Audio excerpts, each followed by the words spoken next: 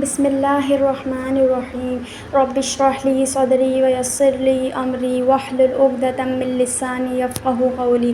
السلام علیکم ورحمۃ اللہ وبرکاتہ۔ امید ہے آپ سب خیریت سے ہوں گے اسٹوڈنٹس۔ ذوالخلدہ کا الہندام، اچھا یہ بھی ایک ان کا نام ہے، ایک بت تھا، اس کا نام ہے ذوالخلصہ۔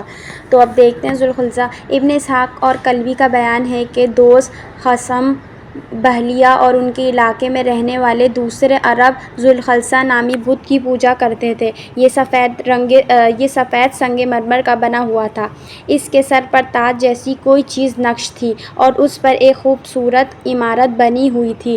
ایک دفعہ حضور صلی اللہ علیہ وسلم نے جریر بن عبداللہ رضی اللہ تعالیٰ عنہ سے فرمایا، کیا مجھے ذوالخلصہ سے نجات نہیں دلاؤ گے؟ چنانچہ وہ اس کی بقی کنی کے لیے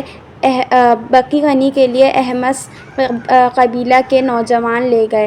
اچھا، خثعم اور باہلہ کے لوگوں نے مزاحمت کی، لیکن جریر رضی اللہ تعالیٰ عنہ اور ان کے ساتھی ان پر غالب آئے اور ذوالخلصہ کا بت خانہ توڑ کر اس کو آگ لگا دی۔ ذوالخلصہ کا پتھر آج کل تبالہ مسجد کی دہلیز پر لگا ہوا ہے۔ اوکے، یہ سمجھ گئے؟ اب اس کا کیا تھا یہ؟ اچھا آگے دیکھتے ہیں۔ لکھا ہوا ہے، سہیلی نے ذکر کیا ہے کہ اس کی جگہ آج خثعم کے علاقے میں ایک شہر آباد ہے جس کو ابلاد کہتے ہیں۔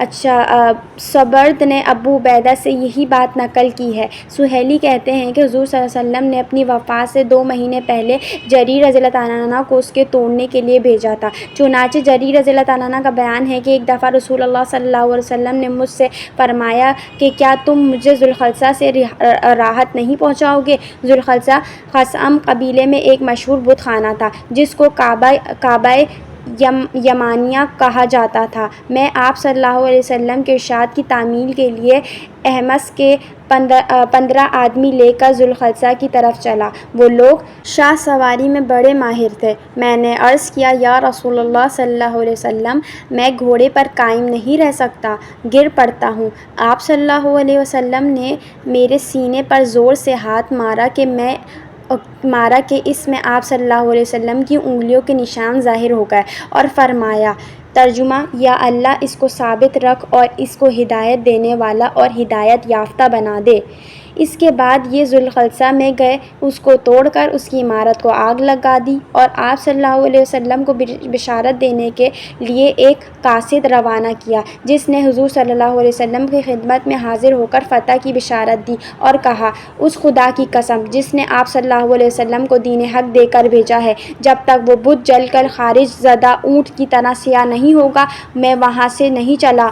یہ سن کر آپ صلی اللہ علیہ وسلم نے احمس قبیلے اور اس کے آدمیوں کے لیے 5 دفعہ برکت کی دعا کی۔ سبحان اللہ۔ اچھا، یہ بخاری اور مسلم میں موجود ہے۔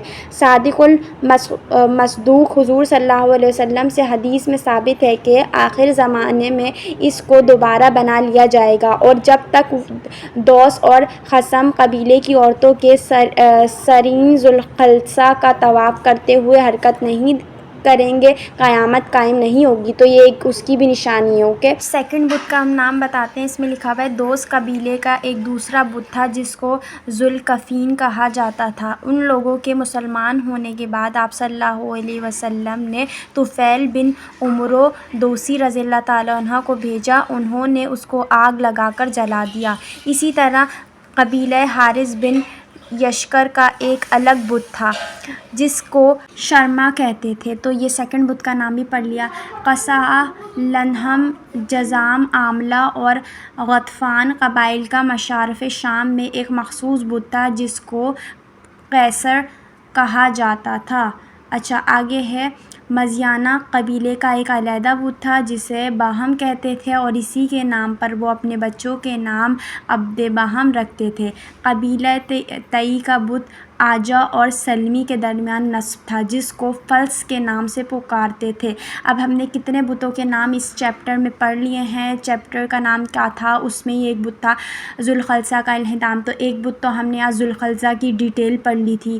اس کے بعد ہم نے ابھی ریسنٹلی ایک اور بت کا نام پڑھا ہے اچھا وہ جو میں نے سوال پوچھا تھا نا پریویس ویڈیو میں، وہ 3 بت تھے، لات، عزیٰ، منات، اور اس کے علاوہ جو 2 بت تھے اس کے نام آپ ابھی اس ویڈیو کے نیچے بتائیں گے. اچھا ہاں، اس کے بعد ہم نے کون سے بت پڑھے تھے؟ شرما بت بھی پڑھ لیا تھا، اس کے بعد ذوالکفیل بت بھی پڑھ لیا، اس کے بعد ہم نے قیصر بت بھی پڑھ لیا ہے، مطلب اس کا نام بھی ہم نے یہاں پر ذکر کیا ہے. اس کے بعد ہم نے ایک باہم پڑھا ہے، اور اس کے بعد جس کی وجہ سے مطلب وہ نام اپنے بچوں کو ایسے ہی رکھتے تھے. اس کے بعد ہم نے سلمی آجا اور سلمی کے درمیان نسب تھا ایک بت، جس کو ہم کیا بولتے تھے؟ فلس. تو وہ ایک فلس نام بھی پڑھ لیا ہے. تو یہ ہمارا چیپٹر اختتام پہ ہوا ہے. اب ہم نیکسٹ چیپٹر پڑھیں گے جس کا نام کیا ہے؟